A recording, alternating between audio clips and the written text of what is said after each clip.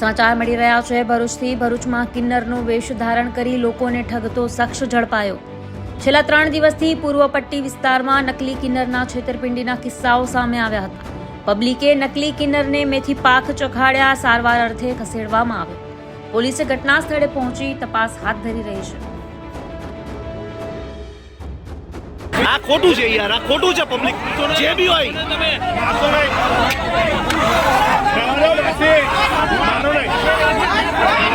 આ ના મનાય।